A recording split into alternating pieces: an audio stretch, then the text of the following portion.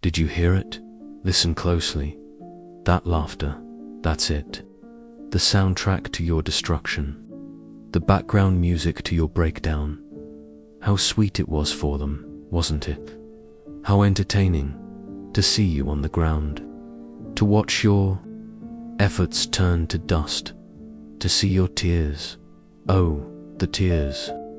For them, it was like sitting in a movie theater, watching a tragedy. Where was the popcorn? Oh, that's right. They were probably chewing on your broken spirit. They laughed and laughed and laughed until you went silent. And do you know the funniest part? The most hilarious irony of it all? Now they're crying, they're whimpering, begging on their knees for a little bit of mercy, a tiny scrap of forgiveness, and you just don't care anymore. Welcome to the show. Silence. People think silence is defeat, weakness, surrender. What fools. What predictable, boring little fools. They have no idea what real silence is. My silence, your silence. It wasn't surrender. It was observation. It was data collection. Every single laugh, every single taunt, every single patronizing "I told you so." I was storing it right here. It was a library of betrayal. Every face, every voice, every false hand on the shoulder that whispered, "I'm with you." It was all being recorded. They thought they were breaking me. How cute. They were building me. They were giving me the priceless gift of clarity. Remember that day when you pitched your brilliant idea and they said, "Are you crazy? That will never work." And then 6 months later, that exact same idea was the reason for their promotion. Remember that relative who, at a family gathering, publicly made fun of your low grades or your small job. Look at our son, look at Sharma's daughter, and you just lowered your head and smiled. A smile that was hiding a scream. Remember that friend, the one you trusted with your 3 a.m. secrets, and the next day, those secrets were the hottest topic of gossip in the entire school. Remember that love, the one you changed yourself for. Your style, your hobbies, your friends, everything. And then one day, they stood you in front of a mirror and said, "You've changed. I just don't know you anymore." They laughed every single time. And what did you do? You tried harder. You tried to be better, nicer, more understanding, more forgiving, you thought. Maybe the fault is in me. Maybe I'm not good enough. You became a ghost in your own life, a shadow whose only purpose was to light up the lives of others, even if it meant you had to burn in the darkness. You stopped speaking up. You stopped having an opinion, because your opinions were always a joke. Your feelings were just being oversensitive or dramatic, so you went silent. That silence, it wasn't empty. It was the womb, a dark chamber where something new, something formidable, was taking shape. The world outside thought the factory was shut down, but inside, the furnaces were being built. The old, soft, trusting version of you was being systematically, piece by piece, dismantled. The one who cried at everything was burned alive. The one who tried to please everyone was suffocated.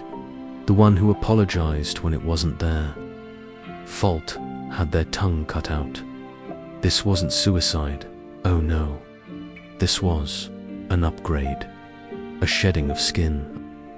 The caterpillar didn't just become a butterfly. It went into the cocoon and decided butterflies are weak.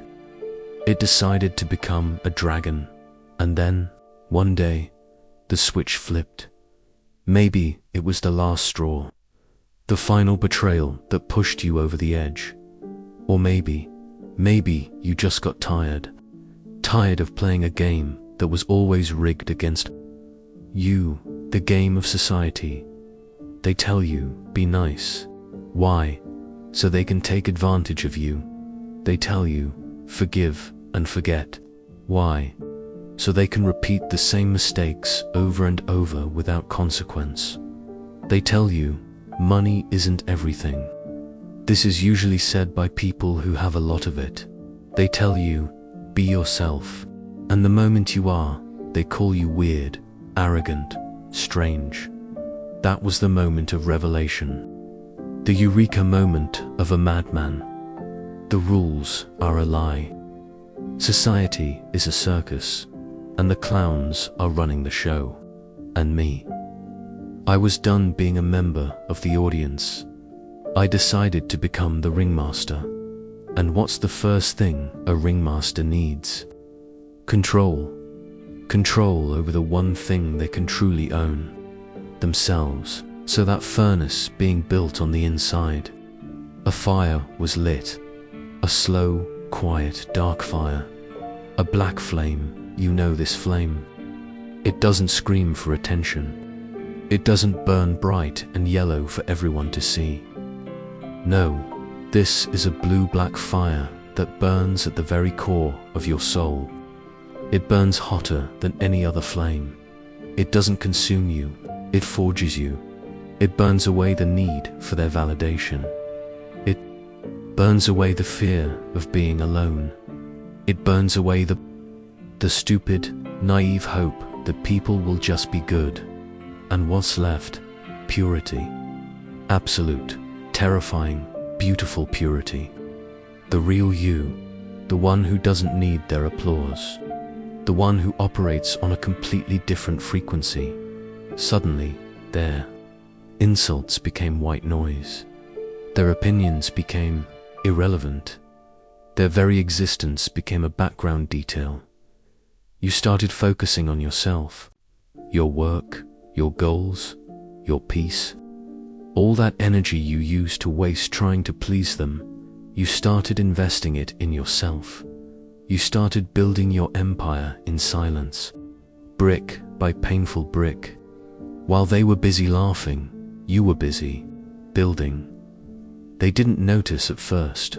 Why would they? The jester was no longer performing for them.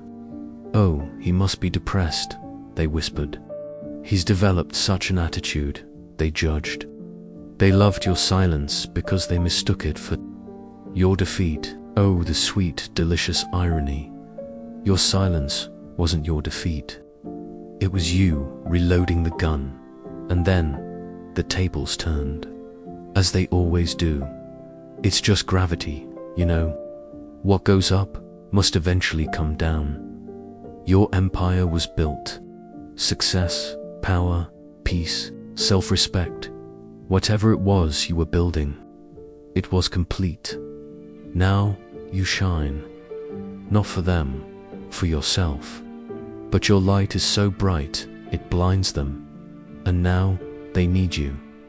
The friend who stole your idea, his company is tanking. He desperately needs your Midas touch. The relative who mocked you, their own child is struggling, and they need your help, your connections, your advice. The ex who left you, they see you happy, whole, and thriving with someone else, or even better, by yourself, and that old, familiar poison of regret starts filling their veins. I made a huge mistake, reads the 2 a.m. text message, and so begins the second act of their little circus. The tragedy is over. Now it's a melodrama. Dude, I'm so sorry. I was just so immature back then. Please, just give me one more chance. I've changed, I swear. But we're family, right? Family has to stick together through thick and thin. You know, I always believed in you, right from the very start. A lie so blatant, it's almost a work of art. They never believed in you. They believed in your potential to fail. And now that you haven't, they want a front row ticket to your victory parade. Let me be perfectly clear. They are not sorry for what they did. They are sorry they got caught. They are sorry that you became powerful without their permission. They aren't begging for your forgiveness. They are begging for access to your resources, your power, your light. They see you as a solution to their problems. They don't miss you. They miss the way you made them feel about themselves. They miss the punching bag. They miss the free therapist. They miss the doormat. They are begging for the old you, the one they murdered, and they look at you with those big, teary, manipulative eyes, waiting for a reaction, for anger, for revenge, for a dramatic "I told you so," but they find nothing. Just a calm, quiet, endless sea of indifference. You look at them and you feel nothing, not hatred. Hatred is an emotion. It's an investment of energy. You don't have energy to waste on them anymore. Not pity. Pity is for the unfortunate, not for the architects of their own misery. You just don't care. Their tears are just water. Their words are just sound waves. Their desperation is their problem. It's like watching a movie you've already seen 100 times. You know the ending. It's boring. You just want to change the channel. And this is what drives them truly insane. Your anger, they could handle. Your revenge, they could understand. But your apathy, your complete and utter indifference, it's a mirror. It shows them how small, how insignificant, how utterly irrelevant they have become in the grand scheme of your world. You not caring is the ultimate punishment. It's the final nail in the coffin of their ego. They laughed until you went silent. Now they are crying, and your silence is the loudest sound in the room. It's the sound of your power, the sound of your freedom, the wilted rose they're offering. You, it's worthless. It died the moment they decided you weren't worth their respect. If you are watching this, if you have made it this far into the darkness, it's because you understand. You've felt this. You've lived this. That laughter still echoes in your mind sometimes, doesn't it? That silence, you know it's crushing. Wait, and that fire. You can feel it burning in your chest right now. The world will call you cold, arrogant, ruthless, heartless. Let them. Words are what people use to describe things they cannot comprehend. A man who has never seen the ocean can only call it big water. They have never felt this fire, so they can only call it darkness. But you and I, we know what it really is. It's the black flame. It's the fire of self-preservation in a world that wants to consume you. It's the warmth of self-love when the world leaves you to freeze in the cold. It's the light of self-awareness that guides you through the darkness of other people's manipulations. This is not a message of revenge. Revenge is a fool's game, played on the enemy's turf by their rules. This is a message of transcendence. You don't play their game anymore. You created your own. And rule number 1 is, your peace of mind is non-negotiable.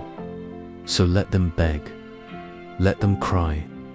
Let them drown in the river of consequences they filled with their own actions.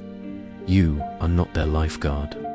You were drowning once, and they handed you an anchor. Never forget that. Don't you dare feel a single shred of guilt for not caring. You earned this indifference. You paid for it with your tears, your pain, your silence. It is your trophy. It is your crown, this channel. Black flame. It's not for everyone. It's not for the happy-go-lucky. It's not for the naive. It's not for those who still believe in fairy tales. This is a sanctuary for the ones who have walked through hell and came back carrying the fire. This is a gathering for the silent observers, the misunderstood architects, the lone wolves. This is for the RINGMASTERS. So, I'm not going to ask you to like and share. I am not going to beg you to hit that subscribe button. Begging is what they do. It is not what we do. I'm simply going to tell you, if this fire that I speak of, if this black flame burns inside you too, then you already know what to do. Join the fire. Join the tribe. Click that button not because I asked you to, but because you have finally found the place that speaks your language. The language of silence, power, and beautiful, liberating indifference. Welcome home. The show is just getting started. Asterisk, asterisk.